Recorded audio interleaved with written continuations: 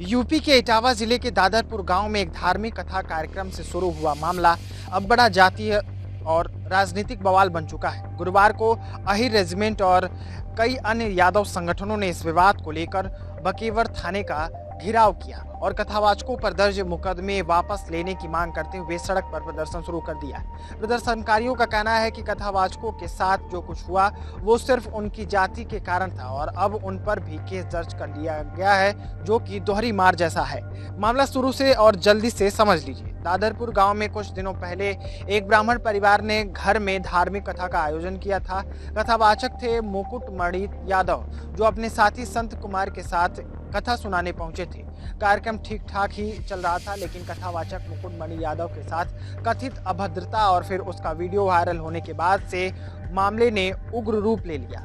गांव के कुछ लोगों ने कथावाचकों पर हाथ उठा दिया। मुकुटमणि और उनके साथियों की पिटाई की गई और उनकी चोटी भी काट दी गई और फिर सिर मुड़वाकर गांव से बाहर निकाल दिया गया। लेकिन आयोजक जयप्रकाश तिवारी की पत्नी रेणु तिवारी ने भी कथावाचकों पर गंभीर आरोप लगा दिए हैं। रेणु तिवारी का कहना है कि कथावाचक ने पूजा सही तरीके से नहीं कराई और फिर उनके हाथ को गलत तरीके से पकड़ा, यानी उन्हें गलत तरीके से छूने की कोशिश की। उन्होंने जब ये बात अपने पति को बताई तो उन्होंने मामले को शांत करने को कहा, लेकिन उनके बच्चों ने विरोध किया और कथावाचकों से माफी मंगवाई।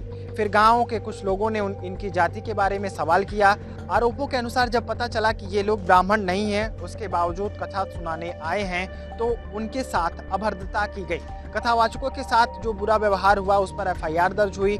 4 लोगों को गिरफ्तार कर जेल भेजा गया। इसी बात से गांव में और आसपास के इलाके में मामला गर्मा गया है। इस विवाद को और तूल तब मिल गया जब आयोजक जयप्रकाश तिवारी ने बकेवर थाने में मुकदमा दर्ज कराते हुए आरोप लगाया कि मुकुटमणि यादव और उनके साथी ने खुद को ब्राह्मण बताया था, जबकि बाद में पता चला कि वो यादव जाति से है।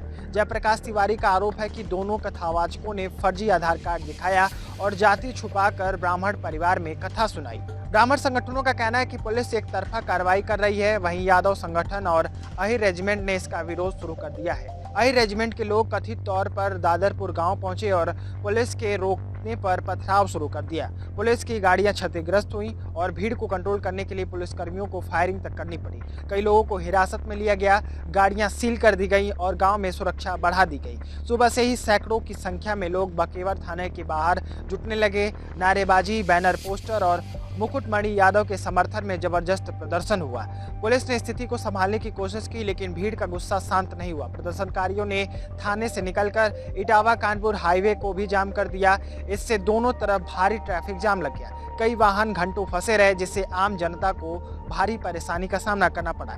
इस मामले पर समाजवादी पार्टी के अध्यक्ष और पूर्व मुख्यमंत्री अखिलेश यादव ने इस पूरे मामले पर योगी सरकार को घेरा है। उन्होंने कहा है कि केवल यादव जाति से होने के कारण किसी कथावाचक का अपमान करना शर्मनाक है। अगर 3 दिनों में कड़ी कार्रवाई नहीं हुई तो बड़ा आंदोलन होगा। उन्होंने ये भी पूछा कि किस धर्म ग्रंथ में लिखा है कि सिर्फ ब्राह्मण ही कथा कह सकता है। उन्होंने कथावाचकों को सपा कार्यालय भी बुलाया और कथा भी सुनी। वहीं मुख्यमंत्री योगी आदित्यनाथ ने सभी अधिकारियों को निर्देश दिए हैं कि ऐसे मामलों में तुरंत कार्रवाई हो, किसी आदेश की प्रतीक्षा न की जाए। आज सुबह सोशल मीडिया के माध्यम से जानकारी प्राप्त हुई कि थाना बकेवर क्षेत्र में 3 दिन पूर्व घटना के विरोध में कुछ संगठनों के लोग विरोध प्रदर्शन के लिए इकट्ठा हो रहे हैं। इस सूचना पर हाईवे पर कस्बे में एवं दादरपुर गांव में पर्याप्त सुरक्षा व्यवस्था की गई थी। लगभग 1:30 बजे के आसपास हाईवे पर काफी संख्या में लोग इकट्ठा हो गए थे, जिन्हें समझा बुझा करके डिस्कस किया गया। उसी में से 70-80 लोग पुलिस के मना करने के बावजूद ग्राम दादरपुर में उपद्रव करते हुए घुसने की कोशिश करने लगे, जिससे वहां कानून व्यवस्था की विपरीत स्थिति उत्पन्न हो गई। इस पर 19 लोगों को हिरासत में लिया गया है तो उनकी 13 गाड़ियां जब्त की गई हैं।